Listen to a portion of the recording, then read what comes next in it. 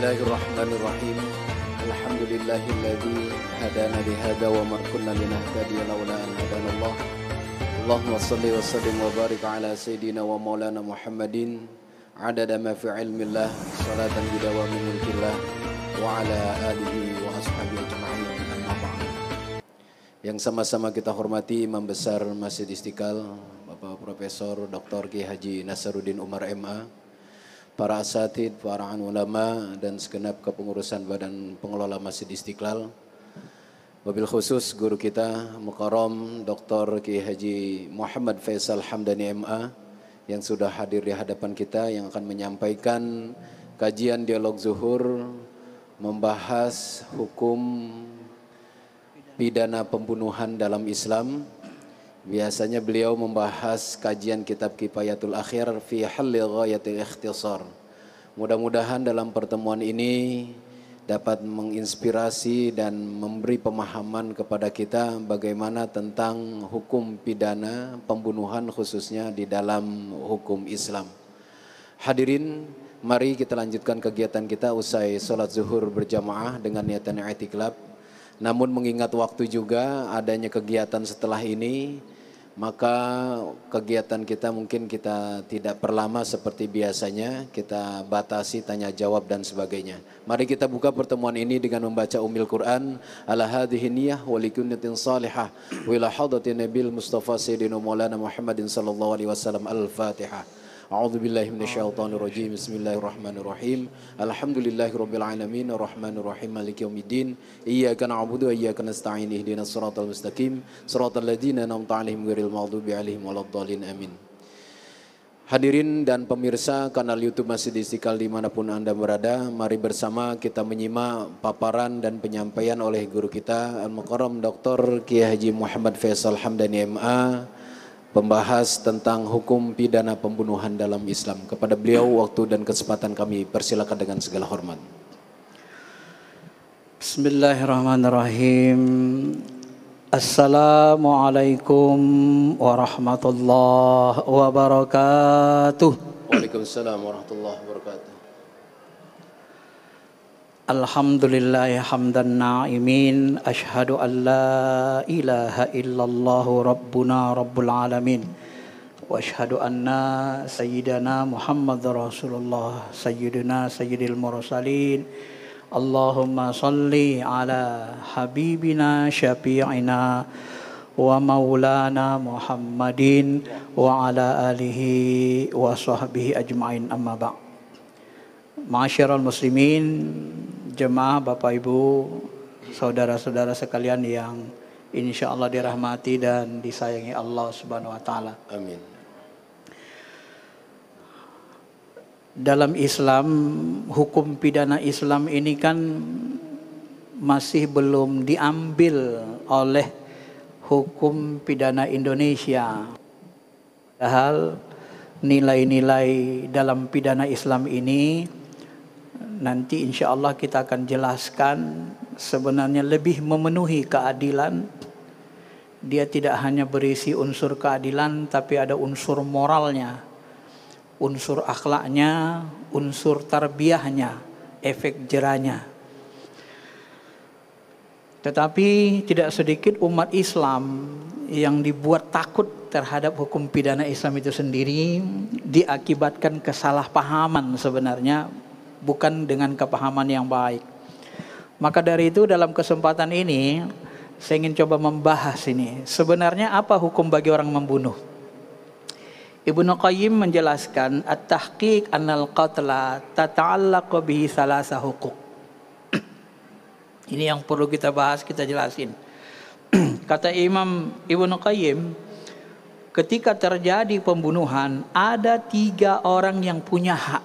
Ya, ada 3 hak yang dirugikan ketika terjadi pembunuhan. Siapa itu? Yang pertama haqqullah, Allah Ta'ala.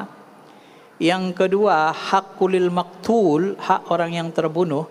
Yang ketiga haqqulil wali, hak wali korban, ya hak keluarga korban. Nah, kalau di dalam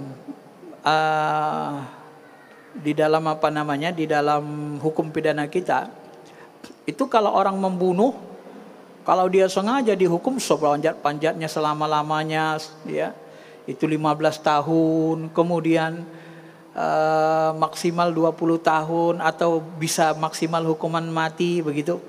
Tetapi dalam hukum pidana kita, ketika terjadi pembunuhan, ini dianggap merusak tatanan negara, jadi yang dianggap dirugikan hanya negara.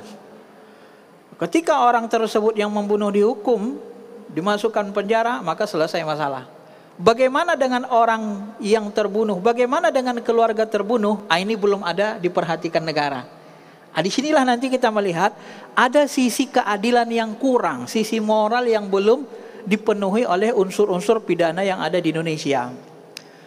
Maka kita lihat kalau hukum Islam itu disebut, ya, jadi diteliti oleh ulama bahwa ketika terjadi satu pembunuhan itu ada 3 orang yang dirugikan, 3 pihak. Yang pertama Allah Ta'ala. Maka Allah Ta'ala ini sangat murka, sangat marah kalau ada orang membunuh orang beriman atau membunuh orang non-Islam yang dia adalah non-Islam al-mu'ahad, yang terikat perjanjian damai. Ya. Sampai-sampai Allah mengatakan, wa may yaqtul mu'minan muta'ammidan fajaza'uhu jahannam khalidan fiha wa ghadiballahu alaihi wa la'anahu wa 'adda lahu 'adzaban 'azima. Siapa yang membunuh orang beriman dengan sengaja, balasannya neraka jahanam, kekal di dalamnya. Allah ghadib, murka, Allah la'anah, melaknat, Allah 'adda lahu 'adzaban 'alima, Allah menjanjikan azab yang keras. Ini hak Allah, marah, Allah murka. Kenapa Allah marah? Karena ketika kita membunuh seorang beriman, maka hilanglah satu orang yang memuja-muji, yang menyembah Allah, membesarkan namanya. Dan hilangnya satu orang beriman di dalam hadis sahih At-Tirmizi dikatakan, la zawalud dunya ahwanu 'alallah min qatlul muslim. Sekiranya dunia ini hancur binasa, langit dan bumi binasa, itu lebih tak berharga, lebih ringan bagi Allah dari matinya seorang beriman. Begitulah Allah menghargai orang beriman. Maka orang beriman ini sangat berharga di mata Allah. Kematian seorang beriman itu lebih berat bagi Allah daripada kehancuran langit dan bumi.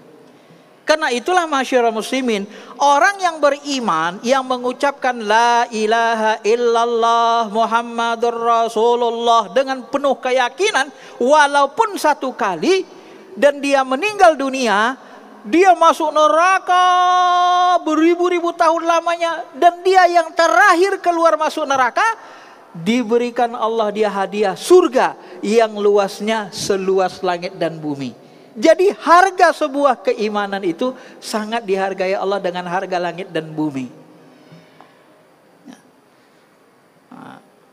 Maka wajar juga kalau Nabi mengatakan kan, la taqumu sa'ata la yabqa ahadun yaqulu Allah Allah Allah.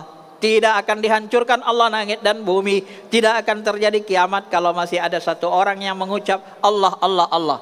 Artinya apa? Kalau satu orang masih ada beriman di bumi ini, Allah menahan langit dan bumi untuk dihancurkan. Artinya Allah masih menghargai langit dan bumi.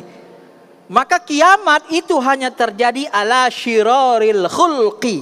Dia hanya terjadi bagi orang-orang yang buruk akhlak perangainya, tidak terjadi bagi orang beriman. Ya, itu. Maka Allah Subhanahu wa taala berhak, Allah menghukum dengan hukum yang keras. Ya.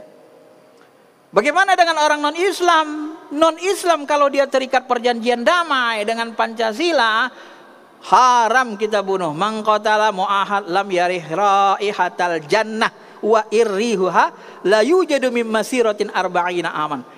Orang yang membunuh orang non-Islam yang terikat perjanjian damai tidak akan diizinkan mencium bau sorga yang baunya, wanginya itu bisa dicium sejarah 40 tahun perjalanan. Jangankan masuk surga, mencium bau surga pun tak diizinkan Allah Ta'ala. Kenapa? Ketika kita membunuh orang non-Islam, maka mereka akan membalas membunuh kita. Dan dengan itu sebenarnya kita menyuruh supaya orang membunuh orang-orang Islam. Bisa dipahami? Maka Nabi membuat logika berpikir begitu. Dari mana kita pahami? Siapa yang mencaci maki orang tua orang mukmin sama dengan dia mencaci orang tuanya dirinya sendiri, orang tuanya sendiri. Ya Rasul, kok bisa begitu? Kata sahabat. Iya, ketika engkau mencaci maki orang tua saudaramu, pasti dia akan membalas mencaci maki orang tuamu. Berarti kaulah yang menyuruh dia untuk mencaci maki orang tuamu. Ketika kau membunuh orang non-Islam, maka mereka akan membunuh kau, menyerang balas. Dengan begitu sesungguhnya kau telah melakukan pembunuhan kepada orang beriman. Maka pembunuhan, perang itu diharamkan dalam Islam kecuali dalam keadaan sangat-sangat terpaksa, dalam keadaan kita diperangi. Maka kalau Bapak Ibu saudara-saudara sekalian menonton film The Messenger, ya, kisah Nabi Muhammad SAW, itu menarik sekali kan? Bagaimana Hamzah itu berang dia.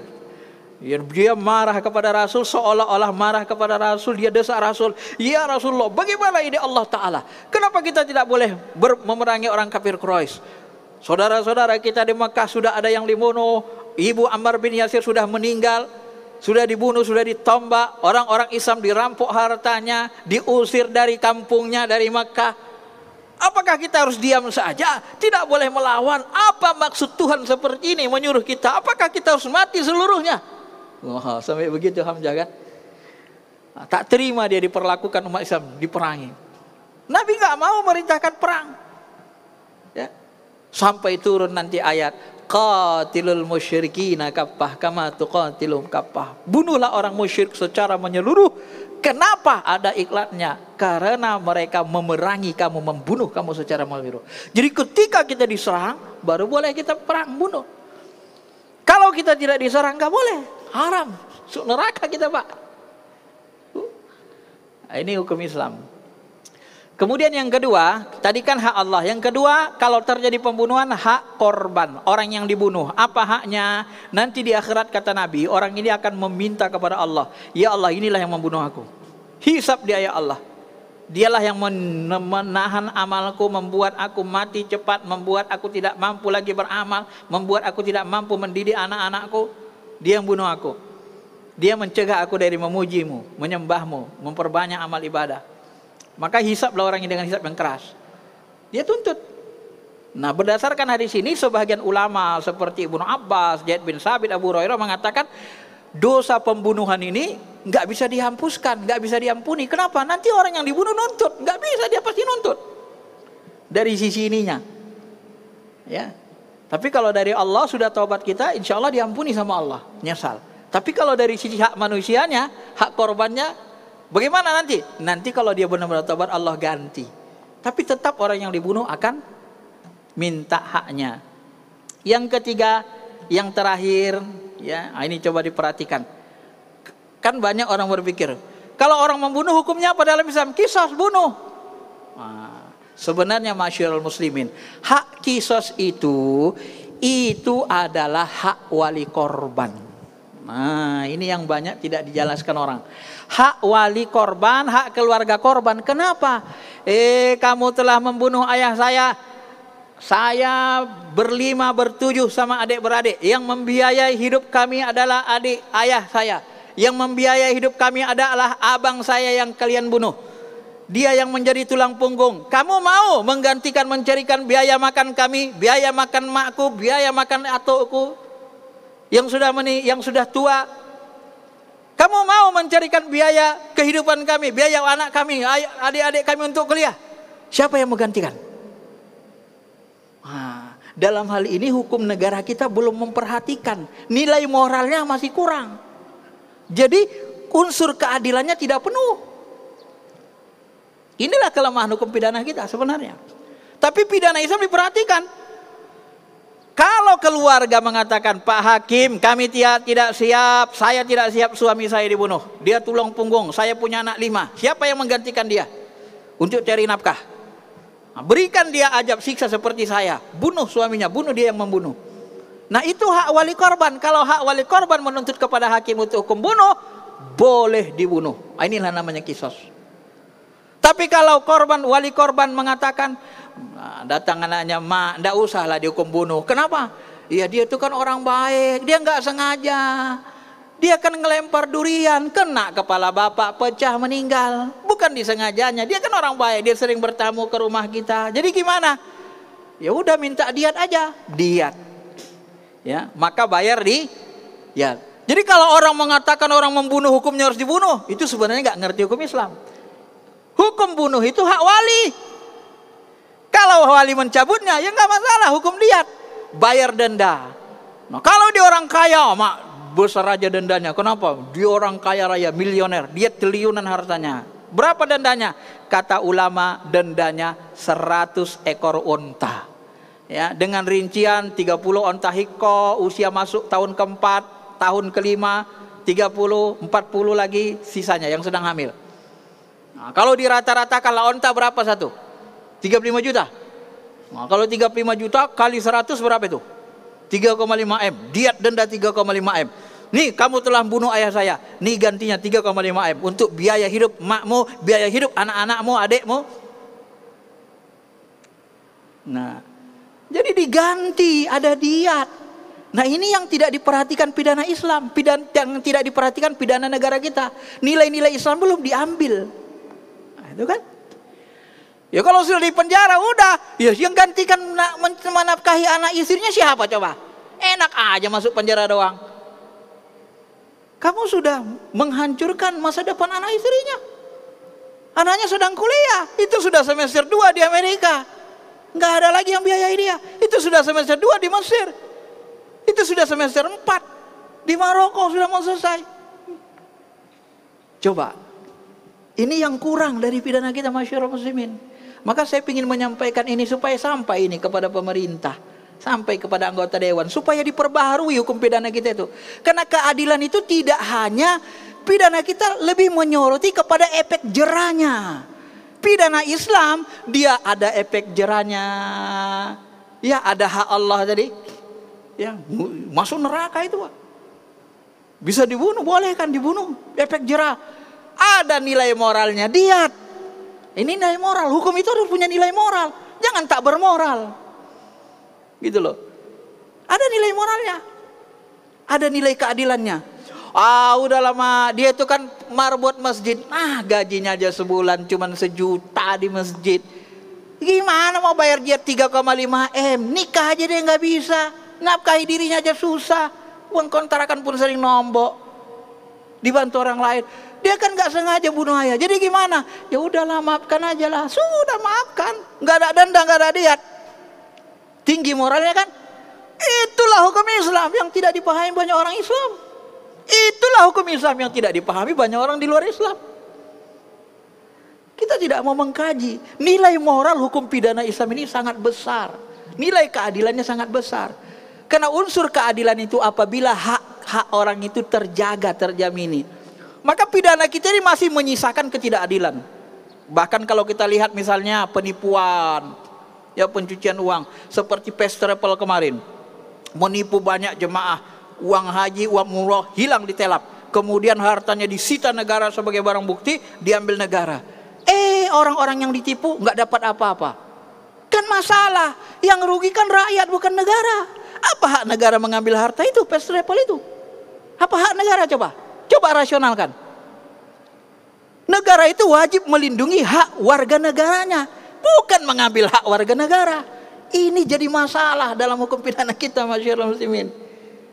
Saya ingin ini didengar anggota dewan dan pemerintah supaya itu diperbarui. Kalau dalam Islam semua orang mencuri wajib mengembalikan uang dicuri. Kalau tidak dikembalikan tidak bisa tobat. Maka Nabi mengatakan orang yang mati syahid dia mencuri mantel, mencuri jaket, tapi mati syahid jaketnya itu yang dia curi itu jadi bara api neraka di dalam barjah di kuburnya. Nggak bisa lepas. Kan itu hak manusia. Tapi kalau hak Allah kita bisa mohon ampun. Hak manusia kembalikan atau minta maaf, dimaafkannya baru bisa. Kalau nggak dimaafkannya nggak bisa. Ya uangnya 1 triliun habis, uangnya 100 M, uangnya ratusan juta habis. Ketika uangnya ratusan juta ditipu, ditelap habis, bagaimana dia mau ikhlas? Sementara kerja orang tuanya pun morat-marit, ya kan? Ini masalah. Tidak sedikit orang mengorbankan harta untuk haji. Orang-orang tua dulu apalagi jual tanah, jual ini untuk haji, untuk umrah. Nah, jadi kalau kita perhatikan masyarakat muslimin, ternyata hukum Islam ini sempurna dia, ada nilai keadilannya, ada nilai moralnya, ya. Sisi moralnya ada diperhatikan sekali. Ya, maka dia ada hak Allah, hak korban, dan ada hak wali. Sementara pidana kita yang kita lakukan ini belum. Sehingga kita memang sebenarnya pingin bagaimana nilai-nilai yang ada dalam pidana Islam ini diambil oleh pidana yang ada sekarang ini, pidana negara kita. Supaya apa? Supaya nilai keadilan itu tercover. Sebab keadilan itu harus, salah satu unsur keadilan itu tidak hanya hukum ditegakkan, tidak hanya punya sanksi, tetapi dia harus berisi nilai moral dan nilai hak, menjaga hak orang-orang yang terjalimi. Kalau hak orang terjalimi dijaga, dipelihara, baru terdapat unsur keadilan secara sempurna. Kalau hak kita tidak terlindungi, tidak terjaga, maka itu tidak adil namanya. Itu sama dengan kita nyuruh orang kerja. Kamu kerja sebulan, nggak digaji. Hak kamu apa? Gaji, tapi nggak digaji. Adil nggak orang kerja nggak gaji? Nggak adil. Gaji itu hak dia. Maka hak itu diberikan baru adil. Nah, hak masyarakat diberikan. First travel itu kalau menurut saya, berdasarkan hukum Islam, itu diambil seluruh hartanya oleh negara, didata orang-orang yang ditipunya, dicurinya, dikembalikan dengan uangnya itu. Dikembalikan. Kalau tidak habis uangnya itu, tidak cukup, jadi hutang sama dia. Baru dimasukkan penjara. Penjara itu hak Tuhan diambil alih negara, tetapi hak masyarakat itu tetap dikembalikan uangnya. Nggak boleh diambil negara. Apa hak negara itu? Coba rasional kita. Apa hak negara mengambil uang rakyat? Kan? Bisa-bisa negara kita jalim, peraturan jalim. Nah, kalau peraturan itu berisi kejaliman, ketidakadilan, bagaimana kita mau berjuang? Bagaimana hakim jaksa mau memperjuangkan isi hukum yang tidak berkeadilan, tidak bermoral? Mereka juga nanti menjadi bingung kan? Merasa tidak adil. Mereka tidak akan, sulit untuk memperjuangkan. Hati mereka tidak akan tergerak kalau tidak berisi keadilan. Tapi kalau berisi keadilan, maka orang akan terpanggil, terutama orang-orang baik. Baik, saya kira itu saja penjelasannya. Ada sekitar 18 menit. Mudah-mudahan bisa dipahami. Ini karena ada acara lagi, ya. Saya dengar tadi salah satu yang ngisi tadi ada Ustadz Wijayanto, ya. Ustadz Wijayanto ini termasuk Ustadz senior. Saya dulu, dia nggak kenal saya. Kalau saya kenal sama dia, saya dulu kenal sama beliau di Jogja, di MTA, Majelis Tafsir Al-Quran. Nah, di Jogja itu kita ngaji tiap hari, ada ngaji, ada MTA dekat UGM. Ada lagi nanti Masjid Syuhada untuk orang-orang yang jilbab. Kalau mau ngaji Salafi ada di Kaliurang, Jumat Tabligh-nya ada lagi. Jadi kalau rajin tiap hari dapat ilmu gratis. Saya 99 sampai 2001 di sana. Di situ saya kenal Ustadz Wijayanto, sudah menjadi Ustadz favorit. Suka melucu dan pinter, ya, dan sudah terkenal di dunia televisi, ya. Saya kira itu saja. Baik, okay. Demikian hadirin dan pemirsa kanal YouTube Masjid Istiqlal, apa yang disampaikan oleh guru kita bahwa terkait hukum pidana pembunuhan dalam Islam, ada 3 orang yang dirugikan bila terjadi pembunuhan. Yang pertama adalah hak Allah, yang kedua adalah hakul maktul atau orang yang dibunuh, dan yang ketiga adalah hakul wali atau hak wali. Kita sering mendengar kisos, kemudian diat, bahwa itu lebih kepada hak daripada wali.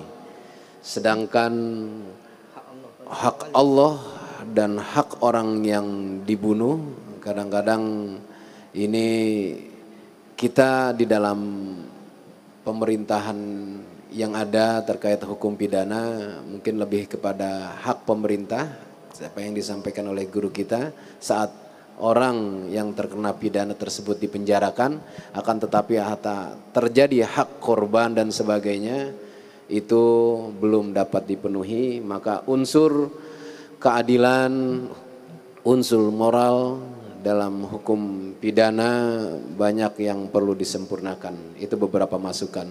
Namun mohon maaf mengingat waktu juga, maka kami belum bisa membuka tanya jawab di dalam kajian siang hari ini.